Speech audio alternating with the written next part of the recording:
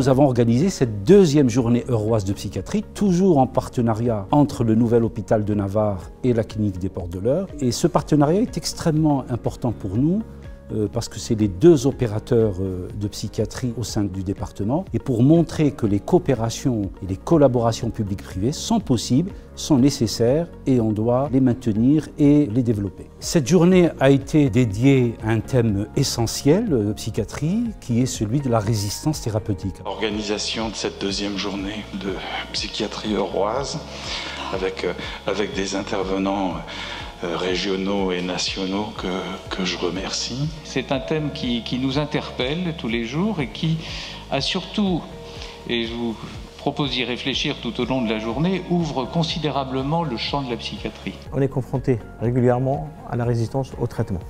La résistance au traitement, ça veut dire pas de réponse, pas d'amélioration ou peu d'amélioration ou rechute. Cette journée, on a fait le tour des différentes pathologies psychiatriques, de la résistance en schizophrénie, à la résistance en dépression, à la résistance au TOC, à la résistance dans l'hyperactivité et aussi aborder les différents traitements et les conduites à tenir devant toutes les différentes résistances.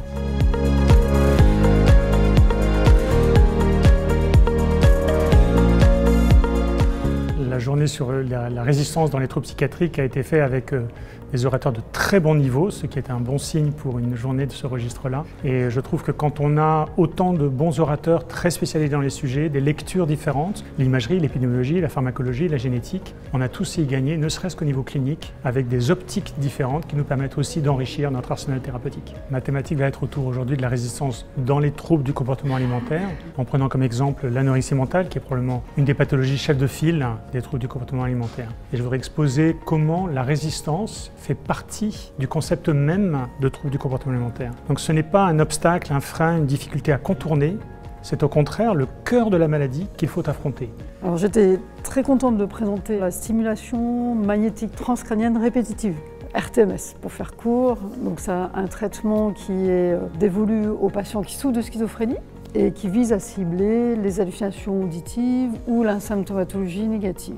C'est un traitement qui est très intéressant parce qu'il est non invasif, le patient est traité en ambulatoire et il est très bien toléré.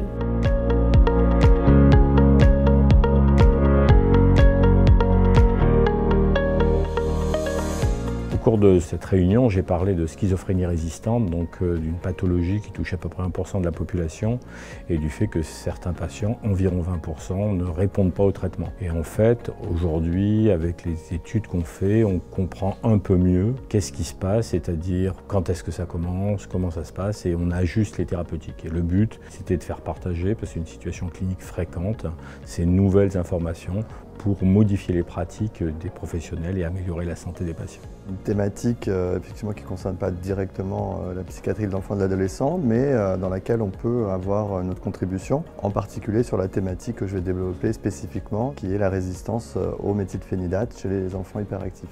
Donc le message peut-être important qui est à retenir, c'est que la résistance sera vraiment au second plan si le diagnostic est bien fait et les comorbidités prises en charge.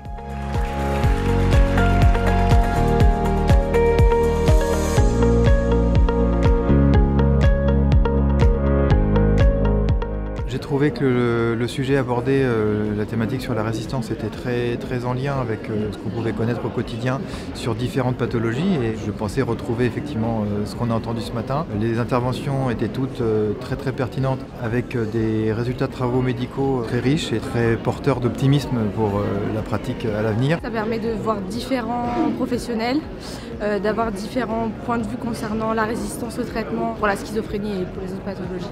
Donc c'est toujours du plus. Sachant que c'est mon premier stage en psychiatrie, donc c'est toujours du plus.